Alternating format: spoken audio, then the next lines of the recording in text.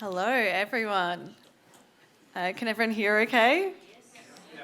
Great. Thank you so much for coming to this Wheeler Centre event hosted in partnership with the Jewish Council.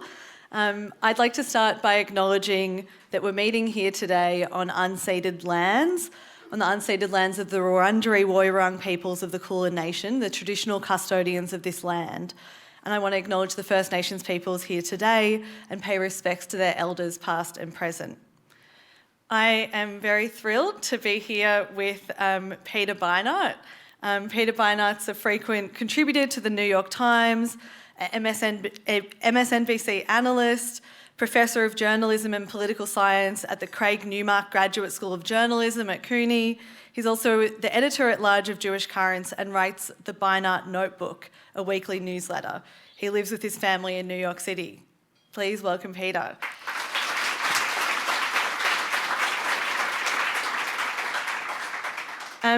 Just before we start, in terms of running order, Peter and I are going to be speaking for about 45 minutes. We'll leave 15 minutes at the end for questions, which you can ask through scanning a QR code, which is going to appear on these screens, and I believe the screen's out there, a Slido code, and then I will be looking at the questions and answering questions. I believe that you can upvote questions that you want to be asked.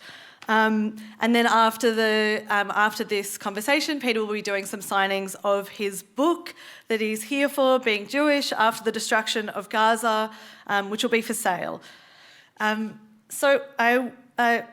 you so much, Peter, for speaking with us today and for being here today. I think, and thank you so much for your book. I think it is a real gift to many of us Jewish people who are grappling with our collective and individual responsibilities in this moment.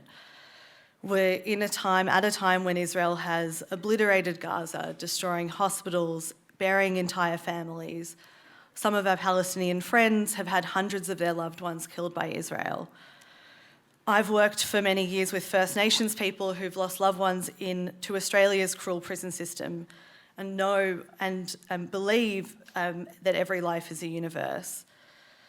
The Jewish tradition that I grew up with was one which celebrated the sanctity of every human life and where we learnt never again. Your book grapples with what it means to be Jewish now that Israel, in our names, is committing a genocide, and one that is cheered on by many of our communal institutions. And I wanted to start off with a personal question because I feel like this book is quite a personal book for you and probably for many of the people here in this room. You're someone who has held many of the views that you now take on in this book, particularly this view that a Jewish safety requires a state that prioritises the lives of Jewish people. You say, this book is about the story Jews tell ourselves to block out the screams. Can you tell us a bit about your own journey? What is the story that you told yourself and what led you to change your views and to hear those screams? Sure. Thank you. It's really an honor to be here. And I also want to acknowledge that there may well be people in the audience who don't share the views that Sarah and I do. And if you are one of the, maybe you hold views which are more like the ones that I used to hold. And if you are one of those people, I'm very, very grateful you're here. I always look out at the audiences when I speak and hope that there are people, especially Jews, who are coming from a different perspective. Because I think one of the biggest problems in our community is that people only listen to those with whom they already agree. It says in Pirkei Avot in the Mishnah, who is wise? The one who learns from all people. And I always feel like the person who's willing to travel the furthest ideological distance to listen to somebody is showing the greatest wisdom. So thank you. I think I was raised probably with a narrative that I would imagine is not that different than many Jews in Australia, which was that Jews had not been safe without a country of our own, that centuries of anti-Semitism had culminated in the Shoah, and that the guarantee of that not happening again was a state that Jews ruled, that Jews controlled. And I knew that, particularly from my own grandmother, who had not been in the Holocaust, but had been born in Egypt and then moved to the Belgian Congo and South Africa, and had a very, some ways, difficult life with moving through very many communities where Jews Jewish life was very transient. I saw the way Israel was a kind of psychological security for her, even though she never lived there. And I also saw the way that my father and grandfather just delighted in being in Israel, in a kind of Jewish civilization. I think there is something very powerful if you're used to being a small minority, to being in a place where you see your own identity reflected everywhere. So I saw Israel through a particular lens of a particular Jewish story. And I really had never fully grappled with what Zionism, what Israel looked like, as Edward Said famously said, from the standpoint of its victims. So it was really not until my early 30s, I'm embarrassed to say, that even though I had gone to Israel many times as a kid, my father had worked in Israel, that it was only in my early 30s that I went and spent time in the West Bank. And on the first day of that experience, I realized a number of things.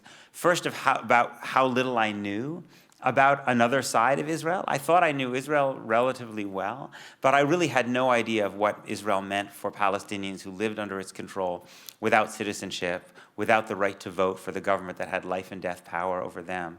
And I was not prepared, because of my own experience, to really be able to, I hadn't been able to imagine, couldn't have imagined the terror of living in a state that had life and death power over you, but was totally unaccountable to you. Could take your time or your land, your property, could humiliate your grandparents, could imprison you, could take your life with no accountability to you whatsoever, because you had no mechanism of influence over that state. And I would say this is the most difficult part to admit, is that when I really began encountering and learning from Palestinians, I had to acknowledge the fact that I was unprepared in some ways for Palestinian humanity, that when I met Palestinians, and they were, of course, every bit as thoughtful and sophisticated and quirky and whatever else as all the Jews that I had grown up with, that I was not prepared for that. I was surprised by that, and it made me realize how much dehumanization I had been carrying around with me my whole life. Not that I was in necessarily super right-wing spaces, but I had spent my whole life talking about Palestinians, listening to Jews talk about Palestinians without listening to Palestinians. And so I would say those are the experiences. I didn't necessarily expect at that point they would lead me to where I am now, to oppose the idea of a state based on Jewish legal supremacy and support one based on equality under the law. But I would say it was the beginning of an unraveling of a kind of an onion that ultimately led me to say, I can't support any state that's based on legal privilege of one group over another, even if that group is my own. What, on that theme of, this idea of how you might view this Israel's future or Palestine's future, can you tell us a little bit about what you think, what lessons we can learn from the South African context? I know that you spent time growing up there as a child. Yes, and maybe there are some ex-South Africans in the audience. That's one of the really the things that I find really delights me about being in Australia, actually, is how many ex-South Africans I meet. It's like something bell goes off in my head when I hear that accent. I think one of the things that I'm very grateful for, having spent a fair part of my childhood in apartheid South Africa, is that I really remember the arguments that I heard justifying apartheid. And now, in retrospect, I notice that nobody really admits to ever having supported apartheid anymore. But in fact, the arguments, and the arguments now seem so absurdly immoral that no one can imagine that they had any plausibility. But honestly, they were every bit as plausible in the circles that I spent time with, including my own extended family. They were every bit as plausible as the arguments that one now hears to defend an Israeli system that has been declared to constitute apartheid even by Israel's own human rights organizations. And the arguments had a certain similarity to them, which is that white South Africans saw that they were under attack by violent groups. The African National Congress was not a nonviolent organization. It was classified as a terrorist organization by the United States. It was getting its weapons from the Soviet Union, and it was launching armed attacks against the white South African state. And so white South Africans looked at this and they said, apartheid may not be pretty, but this state is what's protecting us from this violent force, that if the state, which is our shield, goes away, we will be in mortal danger. That was just considered obvious among most of the people that I knew. And they thought that, progressives around the rest of the world who wanted to get rid of this state were, at best, incredibly naive and actually putting their lives in grave danger. And so I think one of the things that I try to write about in the book is to ask the question, why were those white South Africans wrong? Why was it not the case that they were in mortal danger when black South Africans, the very people who had been running this military campaign against them, took over the state, took over the military, but they didn't become less safe. White South Africans became more safe, right? And why was it that Protestants in Northern Ireland were wrong when they had the same idea? The Protestant leader Ian Paisley, on the eve of the Good Friday Agreement, which gave Catholics political equality, he called it a prelude to genocide. In his view, the IRA were murderers. They were terrorists. If they were given control of the state, his life would be in danger. And I think the argument I make in the book, which is not a sophisticated argument, but it's one that I think it's one that's worth repeating, is that when you give people a voice in government, when they are represented by their government, their likelihood of taking up arms goes way down. Because the vast majority of people don't want to have to be at war. They don't want to put their lives at risk. They do so as a last resort because the state will not listen to them. And when black South Africans got a voice in government, when they were equally represented and they had the vote, then Mkhonto we Sizwe, the armed wing of the ANC, which so terrified my relatives, it had no need to exist anymore. The IRA didn't need to blow up things in London anymore when Catholics had a voice in government. And even if you look in Israel and Palestine, one of the funny things about Israel is that many Israeli Jews are terrified to go to the West Bank because they fear Palestinian violence, or certainly to go to Gaza. And yet they go to hospitals in Israel, where many of the doctors are Palestinian nurses, many of the pharmacists. And that's because Palestinian citizens of Israel, they get called Arab Israelis, which somehow I think often makes Jews think they're some other group of people. They're Palestinians. They're just the Palestinians who managed to not get expelled in 1948. And those Palestinians suffer severe discrimination, but the very fact that they have citizenship and they have the right to vote and they have some basis of building a better life because of their relationship with the state actually means that violence is much less common among Palestinian citizens than Palestinians in Gaza or the West Bank. And that's why Israeli Jews are less afraid of them. And to me, that is a manifestation of the fact that societies that give everybody a voice in government are safer for everybody.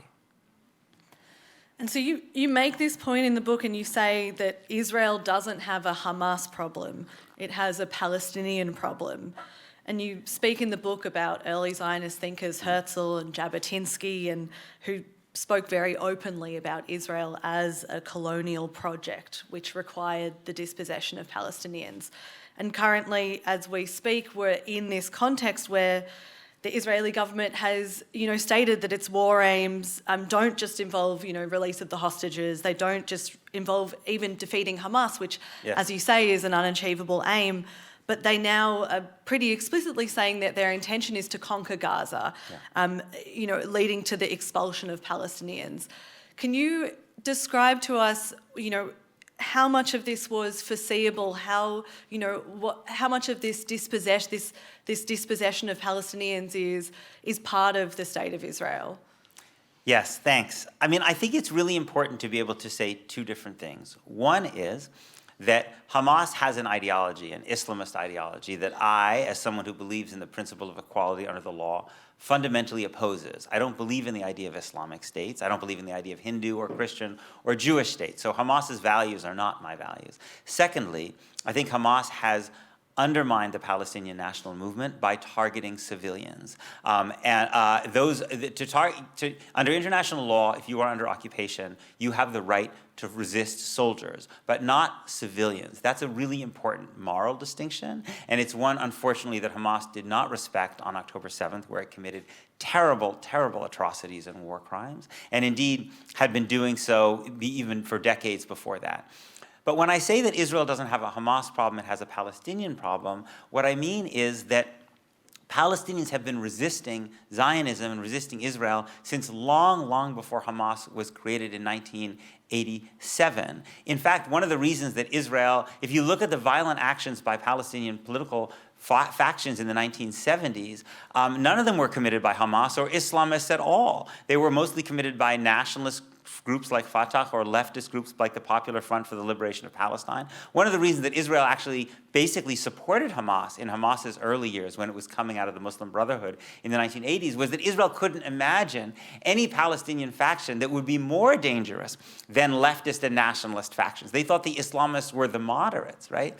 And so the reason I think it's important to say this is to recognize that something much more fundamental is going on here, right? Which is that Palestinians were expelled en masse in 1948. Most of the people in Gaza are the children and grandchildren and great-grandchildren of refugees. Many of them can even see the lands from which their families were expelled in 1948. Palestinians in the West Bank live under military law, without free movement, without due process. Palestinians in the West Bank, in Gaza, even before October 7th, lived under conditions that the UN said were unlivable for human beings in what Human Rights Watch called an open-air prison. So, people, if you're a young person in Gaza, you've watched Israel bomb and bomb and bomb again, now culminating in this situation where you've likely seen dozens of your family members be killed, and you've seen people literally starve to death or die because of lack of medical care. So let's even imagine that Israel could eliminate Hamas. It can't,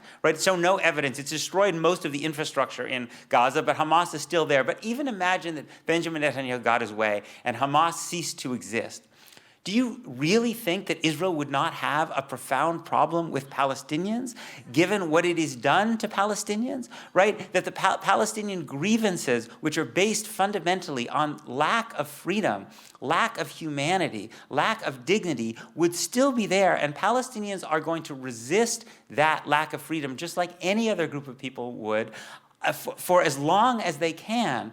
And so it seems to me the really important question for Israel to ask and people around the world to ask is, if we don't want Israeli Jews to die, we don't want things like October 7th to happen. I pray I never witness another day like October 7th again in my life. We have to support Palestinian resistance that doesn't take civilian life. We can't simultaneously condemn Palestinian armed resistance, and particularly against civilians, if we don't support Palestinian resistance which does conform to international law, which does cherish human life. And yet what I see in the United States in the Jewish community, and even in our government, is that when Palestinians do nonviolent boycotts, when they go to the International Criminal Court or the International Court of Justice, when they do nonviolent marches like the Great March of Return, those efforts are systematically crushed by the United States government, and it supports Israel's efforts to crush them. We criminalize boycotts in the United States,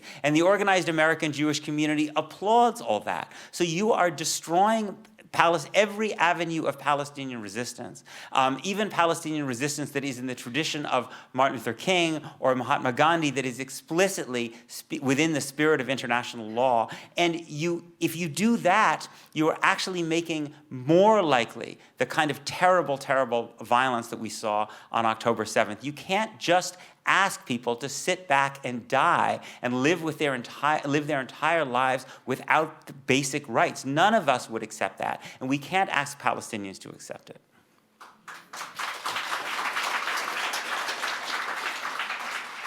I guess I want to ask you some questions about you speak a lot in the book about the narrative and the stories that sort of allow this to play out and that really allow that have gotten us to where we are at the moment with Gaza, not only just having been decimated by Israel, but Israel making claims that it's going to occupy and conquer Gaza.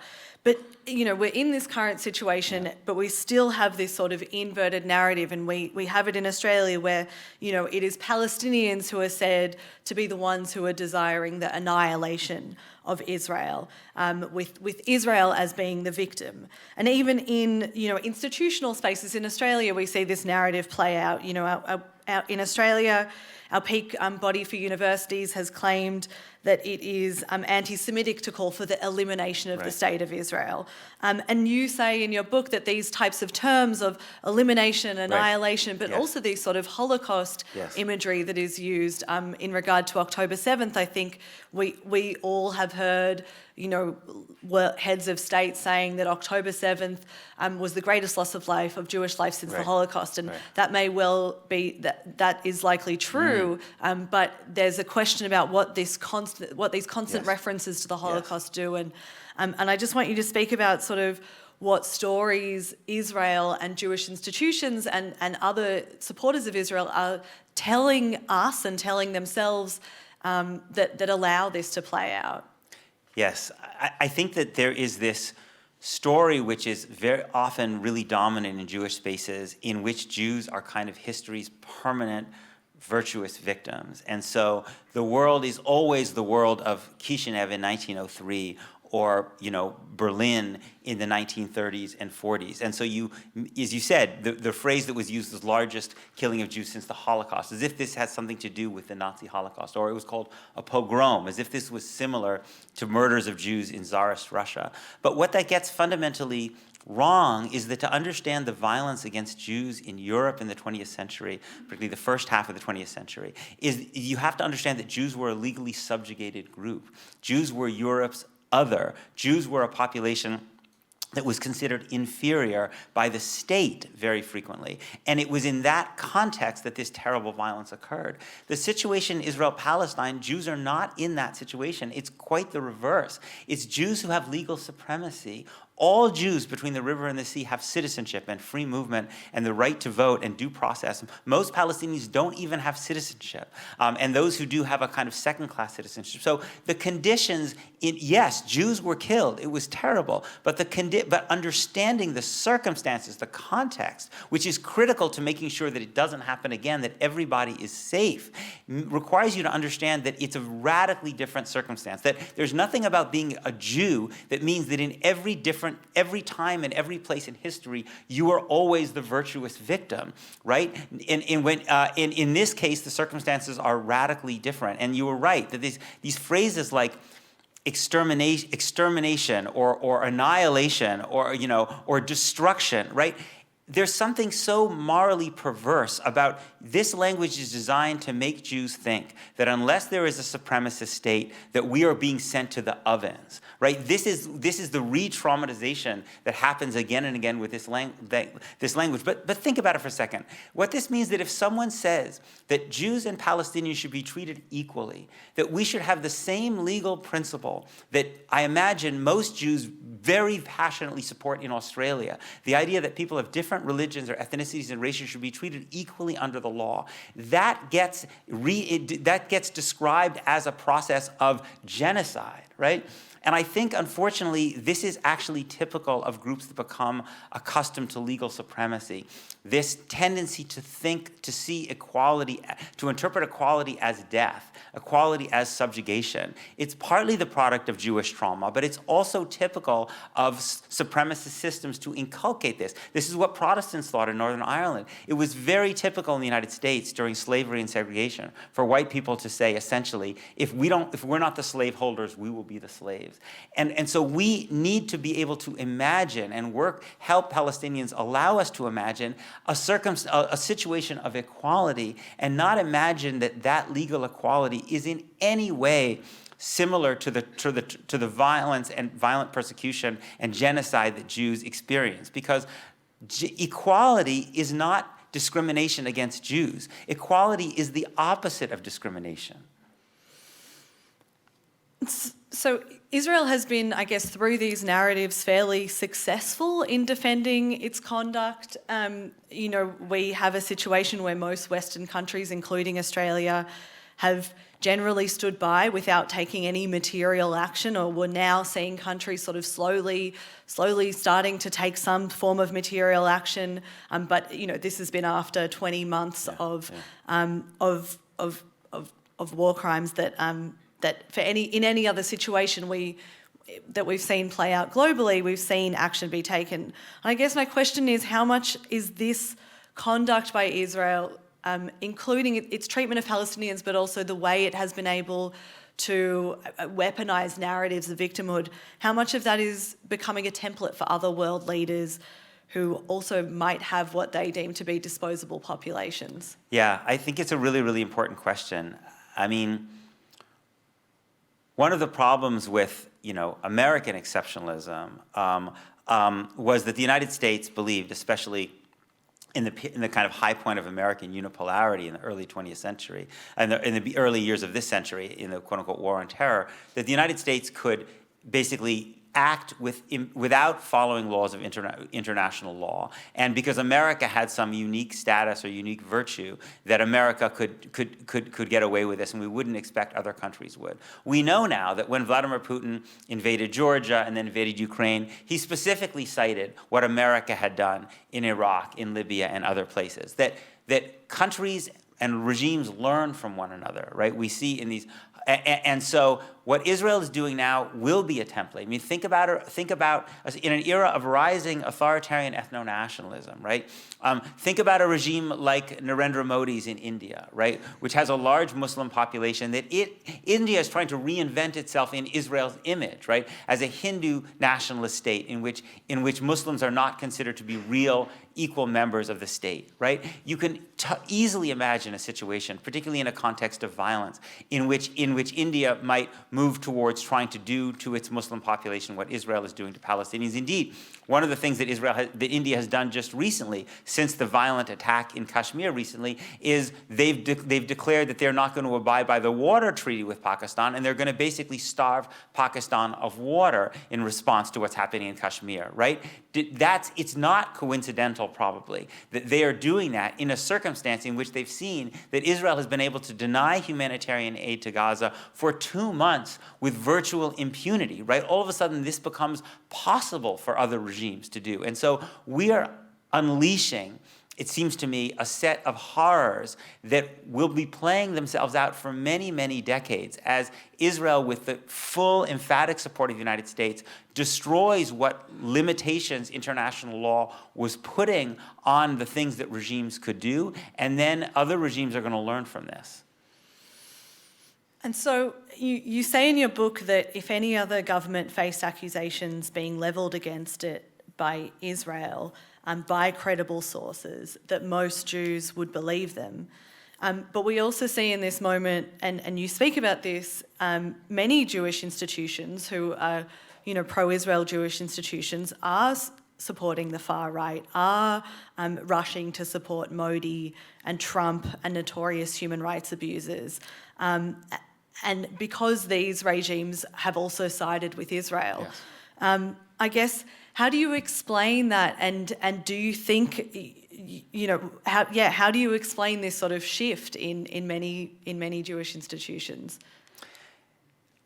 What really worries me is that if you make the central focus of organized American Jewish life unconditional support for Israel, not only is that a catastrophe for the rights of Palestinians, it actually becomes very dangerous for the rights of Jews in countries like the United States or France or Germany or Britain or even Australia, because what we find is that in country after country, or that the political parties that are most unconditionally supportive of Israel are parties on the ethno-nationalist right that see Israel as a model for what they want in their own countries. They like the idea that every country should be controlled by one dominant racial, religious, ethnic tribe, and that everybody else are at best second-class citizens, if citizens at all. They see Israel as the model of a technologically dynamic, economically strong ethno-state. And this is what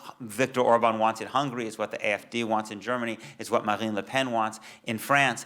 And the problem with this, beyond what a nightmare it is for Palestinians, is that it is an assault on equality under the law in those countries. And it is equality under the law that is central to the thriving and safety of Jews as small minorities in all of these countries. So what you see in my country, the United States, is that in order to try to quash pro-Palestinian speech and activism, the groups like AIPAC, the most powerful American Jewish political lobby, has been willing to fund and support many members of Congress who tried to violently overthrow the last American election. The Anti-Defamation League, which is our organization that fights anti-Semitism, or what it calls anti-Semitism, has basically supported massive crackdowns on free speech at universities and helped to lay the groundwork for what Donald Trump is now doing, which is trying to destroy the independence of American universities. And so you now have this horrifying irony in which American Jews who have benefited so profoundly from independent universities that can be centers of independent thought and dissent, so many of our families, our stories of success in America are bound up with our ability to go through these universities, that our Jewish institutions are helping to destroy potentially these universities, and that our success, which has been bound up with equality under the law, as America has tried to move more in the direction of a country based on equality under the law, American Jewish organizations are helping Donald Trump destroy liberal democracy, because an authoritarian ethno-nationalist America is one that's more likely to support ethno-nationalist authoritarianism in Israel. I guess, and this is a hard one, but where, we see these dynamics play out in Australia as well, where the right sort of invokes Jewish safety and Jewish people to justify all sorts of regressive policies, including, curtailing immigration, often policies that are grounded in xenophobia and racism. And you've written about this in the US. You wrote an article recently saying Trump doesn't want to support Jewish students, just those on his team. Where does this leave Jewish people in this when our identities and we, are being used to justify these sorts of forms of repression? Well, there's a really remarkable and extremely dangerous, I would say, redefinition of what it means to be a Jew that's been taking place for many years now, but is accelerating, which is to say, the definition of what it means to be a Jew, or at least a Jew in good standing, is not any traditional understanding that might exist in Jewish law about observing Shabbat or giving tzedakah or keeping kosher or visiting the sick, or any of these things which are really foundational to Judaism, right? The test of what makes you a Jew in good standing is whether you unconditionally support Israel. The social stigma in Jewish communities often is much greater for publicly opposing Israel than doing anything which is considered a fundamental violation of Jewish law, right? And so under this redefinition, you have this situation in which Jews who publicly oppose what Israel is doing essentially cease to be treated as Jews, right? Donald Trump, in his madness, actually said this explicitly a couple months ago when he said that Chuck Schumer, the Democratic leader in the Senate, was no longer a Jew, he was a Palestinian. Because Trump thought, had been too critical of Israel. And because America is just an insane country right now, it gets more crazy because a white nationalist tweeted that Trump now has the right to revoke someone's Jew card. And the head of Trump's Anti-Semitism Commission, I'm not making this up, retweeted that, right? That Trump has the power to revoke your Jew card. But Trump is doing this actually in league with major American Jewish organizations. So when Columbia University, in the fall of 2023, suspended the group Jewish Voice for Peace, which was protesting against the war in Gaza, and I'll just just worth noting that the first adjective in Jewish Voice for Peace is Jewish, right? That when Columbia suspended the organization, the Anti-Defamation League thanked Columbia for keeping Jewish students safe. Right? When the president of Dartmouth College called in the New Hampshire police and they zip-tied and threw to the ground and then dragged across the ground the former head of the Jewish Studies program at Dartmouth, and this woman has enduring nerve damage as a result of this, the Anti-Defamation League thanked Dartmouth's president for creating a climate of safety on campus. right? Jewish students, the dirty little secret which American Jewish organizations don't want to admit is that Jewish students are clearly overrepresented in the movement, the struggle for Palestinian freedom on college campuses. Again and again and again, you see that Jewish students are disproportionately represented. At Vanderbilt College, University, the president expelled, again, I'm not making this up, he expelled the school's only Jewish studies major because that Jewish studies major had been involved in occupying the president's office. At Cornell, they suspended a Jewish student who'd been involved in a protest against defense contractors. The Jewish student asked if he could return to campus only for the purpose of leading Kabbalat Shabbat services, and the university said no. Right? In the fall of last fall, at least 10 campuses, Jewish students built Gaza solidarity sukkahs, right? And dwelling in a sukkah on the holiday of Sukkot is a Jewish religious obligation, right? Certain sukkahs are not kosher. I have actually studied tractate sukkah in the Babylonian Talmud. So if you have a tree over a sukkah, it's not a kosher sukkah. But just a Gaza solidarity sukkah is not a non-kosher sukkah. There's nothing that makes a sukkah unkosher because it's being built in solidarity with people in Palestine, right? But what happened was that the sukkahs were dismantled by the universities, in part at the behest of Jewish organizations that were urging the universities to break down Sukkot built by Jewish students because the sukkahs were not considered to be kosher sukkahs, because anything that was in opposition to Israel or support of Palestinians couldn't be an authentically Jewish thing. And the Jewish students couldn't be actual Jews because what it actually means to be a Jew is to be an unconditional supporter of Israel, right? And this is the redefinition that we're seeing in front of our eyes, which is leading many, many Jewish students alongside their Palestinian and other colleagues to be suspended, to be expelled, to be beaten up by the police, to have their career prospects destroyed, all in the name of keeping Jewish students safe. I mean, we have a lot of these similar dynamics playing out in Australia, where Jewish supporters of Palestine are referred to as un-Jews or Jews in name only. And you sort of described this dynamic, and you just described it so beautifully, of like, you've got the Jewish institutions trying to get cancelled, the Jewish organisations on campus who are fighting for Palestine. But you still in your book describe yourself as a Jewish loyalist and someone who believes that Jews are part of this family with mutual obligations to each other. And I guess I just want to press you on that. Where does this situation lead us if we have groups of Jewish people, essentially casting out others, but also supporting sort of some of the most horrific acts that we're seeing play out? And you say that your book is for, the Jews at the table and the Jews who have left in disgust. Yeah. Where do you see the future for Jewish communities in this? I think in the United States, again, I can't speak for Australia, there's a growing and very deepening divide among American Jews. It's very common for me to meet, people who find that they can't have this conversation with other members of their family. The polling data, there was a poll last year that showed that of American Jews under the age of 44, 38% thought Israel was committing genocide. And that was, more than a year ago, before the Amnesty report came out accusing Israel of genocide, before there was kind of the almost consensus there is among international legal scholars now. I'm sure the number would be higher than 38% today. So the truth is that the Zionist consensus, which supposedly gives Jewish organizations in America the right to speak on behalf of Jews and to say that any criticism of Israel is that an attack on Israel is an attack on Jews, that anti-Zionism is anti-Semitism, just doesn't reflect the reality of where American Jews are, especially younger American Jews.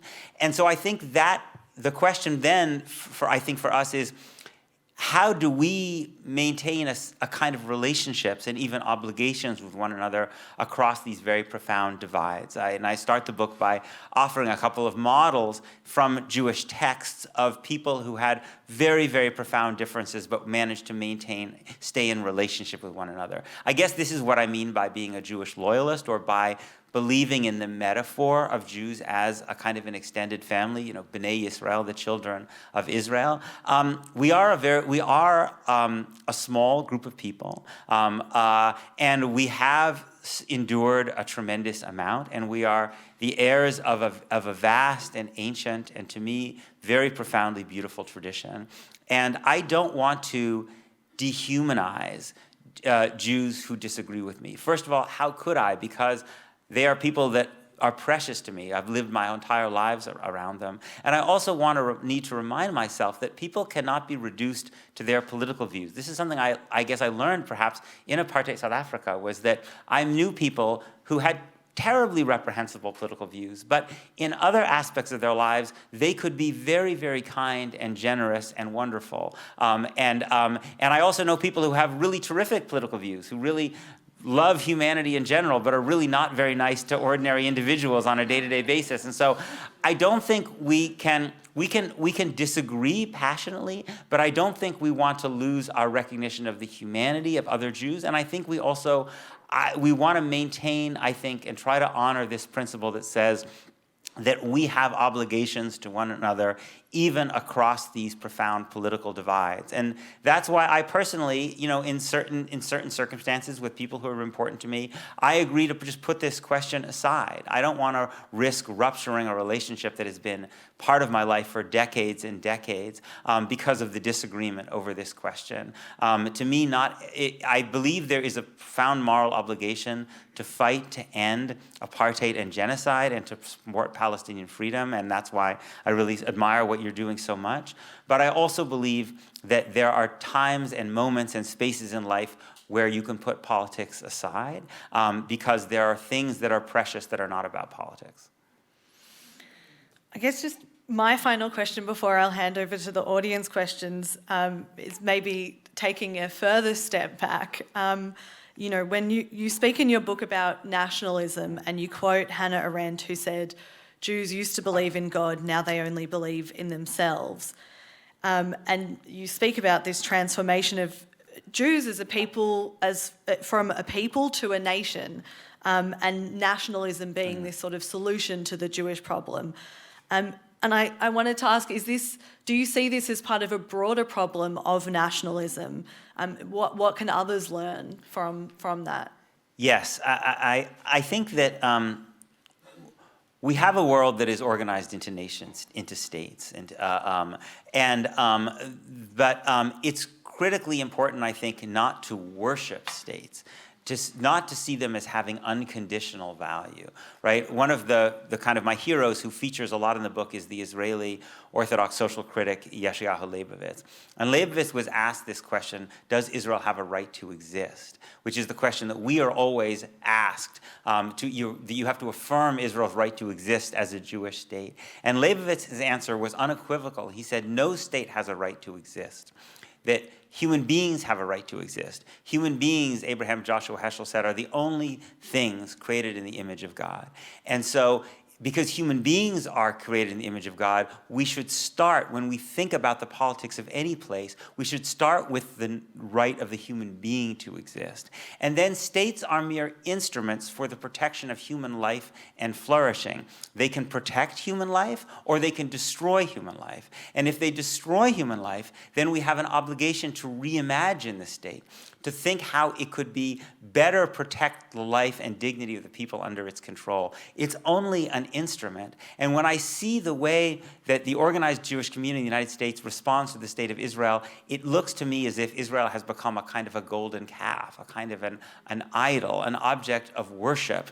It's not as if people say, I support Israel when Israel does A, B, and C, but then I would oppose Israel if Israel did D, E, and F. That's not the way that the dynamics in the organized American Jewish community work at all. What happens is whatever Israel does, even if it was something that would have been almost unimaginable a year or 6 months before, the Jewish community comes up with a post hoc rationalization of that. So if you had when I remember earlier on in the war where there were some trucks coming into Gaza of humanitarian aid, that the Jewish organizations were always trumpeting. There were 371 trucks last week. They were furious when people suggested that Israel was denying humanitarian aid. So one would think that the principle they supported is that humanitarian aid should be allowed into Gaza, which would mean that when Israel explicitly said that it would allow no trucks into Gaza, that they would say that was wrong. But that's not what the Jewish organizations and their associated politicians did at all. They basically said, all of a sudden they flipped and said, of course Israel can't allow trucks in. You know, it's all being stolen by Hamas. That's what I mean by worship. You don't have any independent moral position that allows you to ever be in opposition to the state. The state is a good in and of itself. It's self-justifying, and whatever it does, you scurry around to find some justification for that. And I think this is not just a Jewish problem. I see this in the way too many white Americans, particularly white evangelical Christians, now talk about Donald Trump and talk about America's Donald Trump.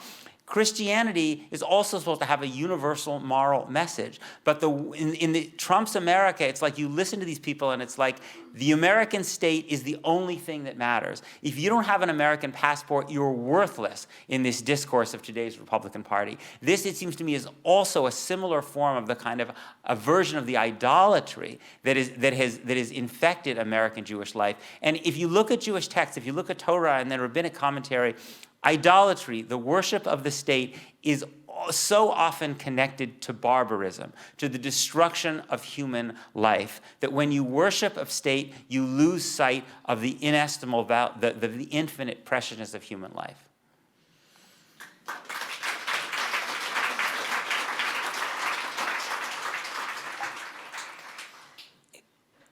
This is the most liked question from the audience, but I think it's a good question, and it's a question that we get a lot at the Jewish Council, so I'm really interested to hear what you have to say. I guess in your experience speaking to and writing and speaking to a number of Jewish audiences, what factors do you think are the most effective and significant in changing people's minds on Israel, in sort of taking people out of this, what you call nationalism and, unequivocal worship of the state of Israel?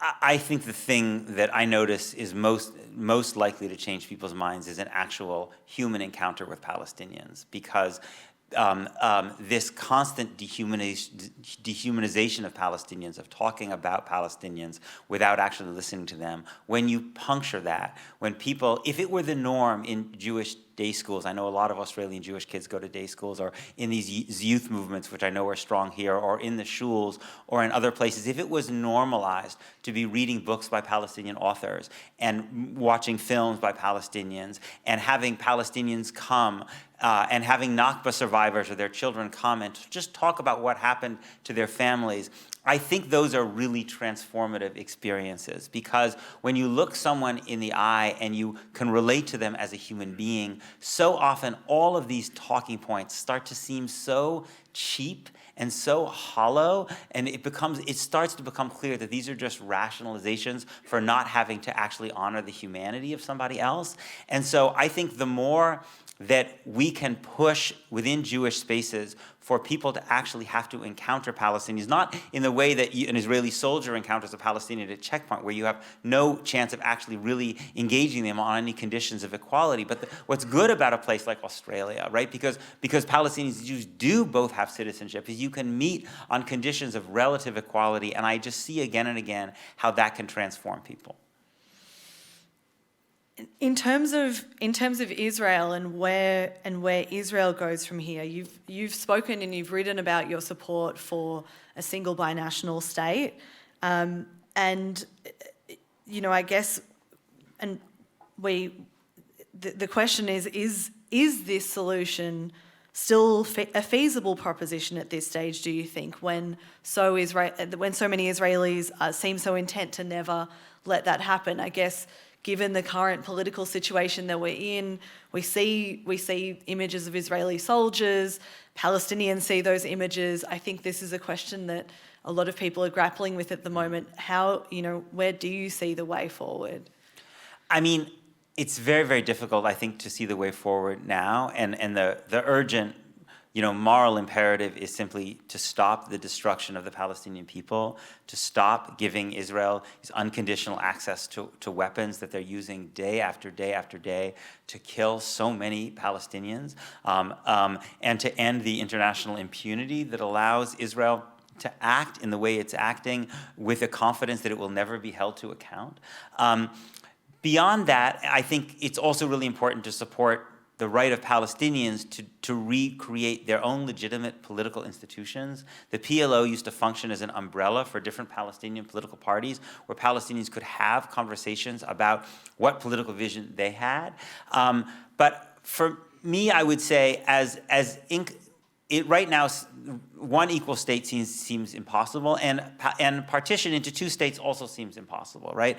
But what I hold on to is the realization that there have been great mass moral movements in human history that have made something that seemed impossible in one moment become possible in the other. I know, again, as the child of South Africans, that even well into the 1980s, even the late 1980s, if you had told most white South Africans that there would be a free election in which Nelson Mandela would be elected president within a decade, people would have thought that was an absurd statement. In the 1940s, even in the 1950s in the United States, certainly in the 1940s in the United States, the idea that you would have an American military where white soldiers were taking orders from black officers was unimaginable. The civil rights movement, the anti-apartheid movement, those movements made that possible. And I think that even against tremendous, overwhelming hurdles and tremendous amount of repression, especially in my country, there is the potential that this movement for Palestinian liberation, which I genuinely believe is also a movement for Jewish liberation, because one of the points that Martin Luther King made again and again is that people need to be liberated not only from oppression, but needed to be liberated from being oppressors, because that actually that takes away from one's own humanity to be in that position of being complicit in oppression. This movement, I think, has the capacity to be in the tradition of those other movements and potentially make the impossible possible. In making the impossible possible, there's a question here about, whether sanctions and what sort of forms of political pressure you think are useful in this moment would actually pressure Israel into action. Do you see, where do you see as the pressure points?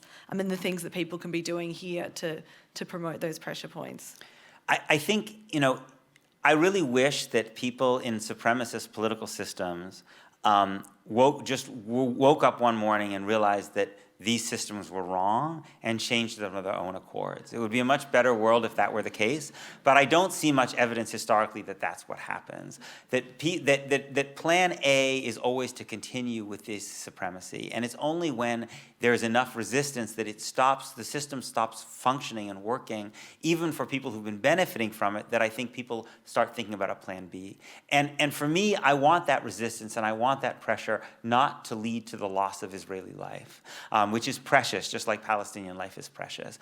And so it means that the pressure then, I think, has to be in ways that have a cost, but again, not a cost in terms of life. So one of the things that I think is most important to focus on now, and in which I think Australia can play a role, is there is at least the possibility in Europe, and this is actually moving quite quickly, there is the possibility that Europe might fundamentally rethink its economic relationship with Israel. There is something that the European Union has called the Association Agreement, which governs almost all of its trade with Israel and gives Israel preferential status in terms of the import of Israeli goods, but also a lot of cooperation and collaboration in terms of economic and technological relationships. For the first time now, there are some people in European politics who are saying we need to revisit this. And I think that that's a very, very important opening that I think Australia could be part of. Unfortunately, my country is not going to provide any kind of moral leadership. Indeed, my government is a moral abomination. But there are governments in the world that I think are not dedicated to ethno-nationalism and authoritarianism that can be pressured by their populations to move towards a position of conscience that I think then forces Israeli Jews to think differently, to realize that Israel cannot continue on this path and maintain this access to the rest of the world, particularly the rest of Europe, which is Israel's largest trading partner, and that Israeli Jews are going to have to make difficult political decisions and think differently. And I think if that happens, then I think potentially Israeli politics can move in a different direction, but only if the impunity that Israel has ends. And I guess just I'm noting the time. There are a few questions here about this distinction between anti-Zionism and anti-Semitism as being one of the major blockers. It seems. Yes. It seems from the outside, at least, for governments and for the taking of action. How, as Jewish people, can we drive home this distinction? What do you think our role within these broader movements looks like in that respect? I think we have a very important role because the charge, first of all, to say that if what you mean by if someone is anti-Zionist because they believe Jews and Palestinians should be treated equally, that's not bigotry. Equality is not bigotry. It's the opposite of bigotry. It's anti-Semitism to deny Jews the right to be treated equally. It's not anti-Semitic to oppose Jews' right to have legal supremacy, right? And so I think it's really important for Jews to say this as emphatically as we can, because we know that these accusations of anti-Semitism intimidate people, right? People are terrified by them. People are terrified partly about losing their jobs and their reputations, but they're also terrified because they don't want to be called anti-Semites, because they know anti-Semitism has this tremendous power because of such horrifying things were done in the name of anti-Semitism. So the better a person you are, the more you fear being called an anti-Semite. And it is so awful for me to see the way in which good, decent people, the same people who would have been protesting apartheid or protesting Russia's occupation of Ukraine, people who care about human life and human rights, basically tremble because they fear being called bigots. That we have to try to use whatever privilege we have as Jews in order to create space for other people to do that. And we have to say very clearly that the word anti-Semitism, the accusation of anti-Semitism, should be treated with great care. That the term has a power because of the suffering of previous generations of Jews, not our generation of Jews, that we have this inheritance in which the world, thank God, many people in the world don't want to be called anti-Semitic because of what our ancestors went through. And for us to trade on that inheritance, which we should treat as sacred, and use it for a cheap political purpose because it's the only way to shut people up because we can't actually defend what Israel's actually doing, that is a desecration of this history, of what was done to Jews. And I think we have to try to say that so we can create space for people of goodwill from whatever background to speak their conscience on this issue.